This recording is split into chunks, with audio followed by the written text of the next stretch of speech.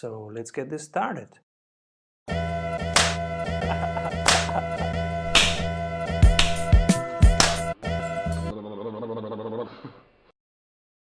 Welcome everybody to the Strategy Show, the second part of our interview with Douglas Ferguson from Voltage Control. This time we talk about how to have better meetings. Welcome, Douglas. Hi. How are you? Doing well. So, Douglas, last time we talked about the design sprint, which is one big question. We want to solve it 5 days, around 7 people. It's a highly relevant strategic matter, and we can solve it in 5 days. But now let's talk about the everyday meeting, that thing that sucks up so much time of everybody, and that is important, but that can be done much better. So what's your take on meetings? Yeah, I'm glad you brought this up because it's a passionate topic of mine and a real focus for Voltage Control in 2020. And when I think about meetings, there's a few things that I think cause the issues that we all struggle with so much when we think of meetings and meetings that go poorly. And as I've spoken about this, I continually hear from people that are just super frustrated, and it's the topic is resonating quite a bit with everyone. And so it's really excited to be talking about this today. And I have a quote from Seth Godin. You might know that he was asked, "Hey Seth, how can you be so productive? You're writing like 25 books and 10 of them are national bestseller. So how do you do that? What's your secret?" And he said, "First, I have no TV. Second, I do not attend meetings." So therein lies one of the interesting, I would say, commandments that we have here at Voltage Control, and that is all meetings are optional. And that's something I encourage a lot of our clients and our friends and readers to consider. And the way it works is, if you get invited to a meeting and you don't think that you can provide value or that will help you do your job better, you shouldn't attend that meeting. And just as a form of etiquette, we just ask people to decline the meeting and do so quickly or responsively, so that the organizer will know that you don't plan to attend, and maybe they have insights that will that they can bring to your attention, or maybe you need to attend it, or maybe then we realize that you don't need it. Because one of the reasons meetings go poorly is that we don't have the right attendees. Either we have the wrong attendees, or we're missing attendees. Either way, those issues can easily be addressed in just being more thoughtful and more cautious about how we invite people to meetings. And one of my favorite stories are these kind of plugins for Google Calendar or Outlook that calculate the cost of your meeting. And so this could be opportunity cost plus just the labor cost of how much you're spending on these individuals being in the room, but also what could they be doing? You talk about Seth Godin generating all these books. Well, what could your teammates be doing? And there's an interesting kind of process they're trying at Zappos right now called market dynamics or market-driven dynamics, and it basically it runs. The process works like this. If you want to use someone's time, whether that be have them work on something for you or attend your meeting, it comes out of your budget, and each person has a personal P&L, and they have to pay for resources that they consume within the company. So it makes you think twice about calling a meeting that maybe isn't productive. I love it. Yeah, they're just starting to experiment with it some, and I'm curious to see how well it works for them, and hoping to catch up with some of them here in mid-January. Because at Strategy Sprints, we are encouraging teams and business units to think of every single business unit, every single department as having a P&L. as having a whole value chain from end to end. But going to the individual level, that's even more radical. So I strongly encourage that. I'm curious how that pans out. Yeah, I'm curious to track it as well. You know, another thing that people get wrong in meetings is often the meeting is we're just not clear on our purpose. And there's a few ways that you can attack this. One is to rethink the language. And so I've even seen teams abolish the word meeting. You can't use the word meeting any longer. And so if we're going to gather together for some reason, let's get really critical and very clear about the language that we use, because that will give us a hint or an idea of the purpose. And so, for instance, are we coming together to review something? Well, then it's a review. Are we having a critique? Are we building a rough draft of a pitch deck? And so these tasks, these outcomes, can be kind of woven into the title of the meeting, and make the purpose a lot more clear. So nowadays, everybody's coming together and saying that the agenda will be generated in the meeting. Yeah, I think if you're gonna develop the agenda together in this dynamic way, then what you cannot do is be unclear on your purpose. It has to be very, very clear on why we're meeting, and then what we hope to get out of it. And I think a lot of times folks struggle with these definitions, and they kind of conflate purpose with category or various other things, and really just getting deep into the why we're going to gather. Get really clear on that, and once we're really clear on why, then let's talk about the outcome. So what deliverables are we going to generate?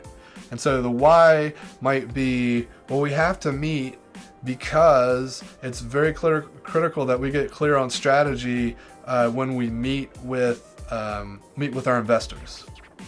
We want to get very clear on the strategy and why we're raising this money. And then we say, all right, well, we want to get really clear on that. Then maybe an outcome could be we're going to generate the pitch deck that we're going to use when we meet with the investors. And it can take on lots of different forms, but getting really clear on that why, and then letting that purpose inform the outcomes, the deliverables, the nouns. Like all good meetings should result in nouns. Like we should be creating things, and that's another mantra that we have at Voltage Control, which is do the work in the meeting. And kind of a subcategory of that is Boyle's Law, which comes out of IDEO, which is one of my favorites, is no prototype, no meeting. And I think prototypes allow you to do the work in the meeting. But we like to broaden that a bit with the do the work in the meeting, so that if we're going to come together, if we're going to bring these resources together, let's make sure we're leveraging the mind share of everyone that we're bringing together so that we can get some tangible output and we can do the work versus coming together afterwards to, or rather than coming out with a list of action items that then we're all going to go do work on, let's see how much work we can do together. On the one side, it's very dynamic, but on the other side, it opens doors again for meetings without tangible outcomes. Yeah, that's. Now I'm curious about. Let's explore one very uncomfortable question, which is the role that individual work has today in our society. Because if I think back, people like Beethoven, they used to do their work sitting alone on a desk. And now we have this default format of a meeting where we think that everything must be done in a meeting. But what happened in between? So the pitch deck for the investor, I can see many cases where one individual doing the work and then coming to a meeting and sharing and review and getting critique would be much better than 5 people doing it. What's your take on it? When is a team, and what needs to happen so that a team can be an amplified work and not just basically hindering work. Yes, I completely agree. This design by committee is never great.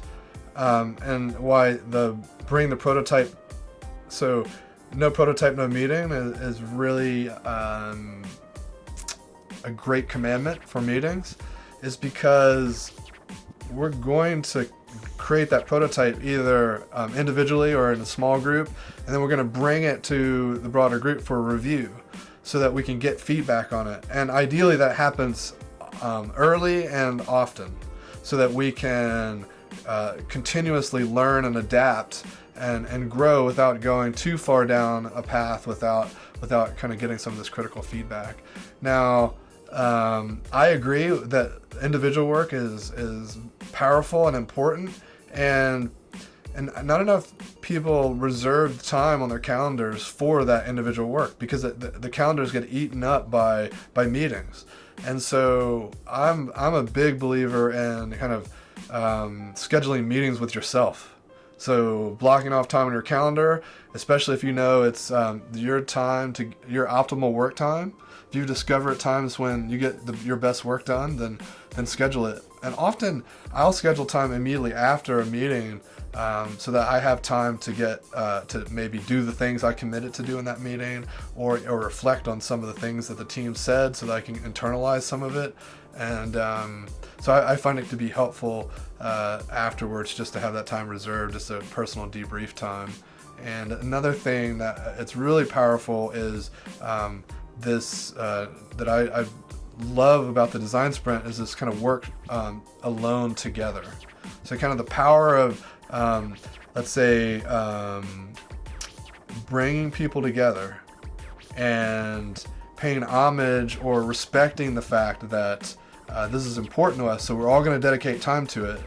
And there's a bit of accountability too, because if you put the time on your calendar to work on it and someone comes by your desk and just steals that time away, then no work gets done on it. But if we're in a meeting together, it's unlikely someone's going to come by and just yank you out of it. And yet we reserve that time to do that individual work. So I think that's a really very powerful thing you can lift out of a design sprint and place into everyday meetings. And whether it's a note and vote or other kinds of mechanisms to get people to work alone together. And another thing that I love to bring into meeting design is this boot up time. Because often, even if we have an agenda or a purpose or pre-read materials, not everyone has time to read those. Even if they do have time, they might not have done it. Or if they did read ahead, maybe they've spent all day just stacked back-to-back meetings. They walk into your meeting and it's just not top of mind.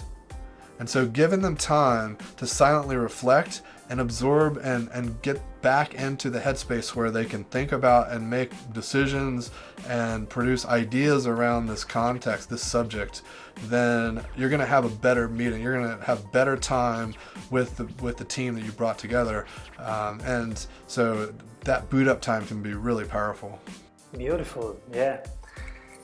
And now I'm curious, what was one of the best meetings you had recently, and why was it powerful? I think one of my favorites recently was Voltage Control's 2020 strategic planning, and we were very clear about what we wanted to get out. We wanted to come up with a list of priorities from a strategic standpoint. We wanted to come up with a list of things we were going to say no to, and we wanted to come up with a prioritized list of tactics or kind of initiatives that we were going to immediately start on in January. So we were very clear on the purpose and the outcomes we wanted to drive to. We had developed a set of structured activities that we felt would produce those outcomes, and we leaned in and the team flowed very, very nicely. And so it felt a lot like a 3-hour design sprint. because we were following some of the same protocols, but just kind of in a 3-hour workshop / meeting. And maybe my favorite part, and the reason that it immediately came to mind when you asked me about my favorite recent meeting, was the no list. It was so empowering to make a list of things that we should not do as an organization, because that helped inform our strategy. And then when we flipped that around, then we could say, well, there are other things we need to say no to, or there are other things we might want to start doing. It's just pretty liberating to think about, like, oh, we don't have to do all these things. This state of busy is not a requirement, and it's more important to be productive and to think about the things that are important and prioritize those things.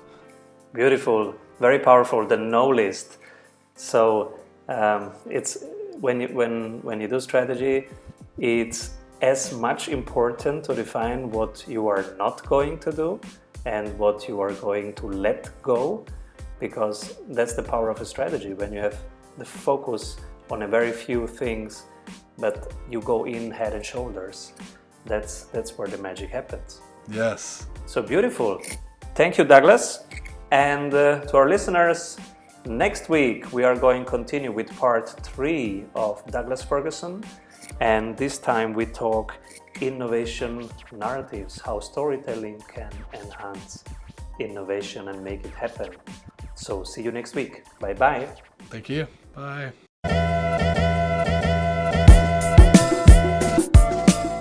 Entrepreneurial freedom is awesome. It's also a lot of hard work to get there. And when you are there, it's easy to lose your grip. Our community of 16,000 entrepreneurs is getting stronger and stronger every week because we amplify each other. We share what works and drop the rest. We test, refine, improve. Check strategysprints.com to build up your business and have fun doing it.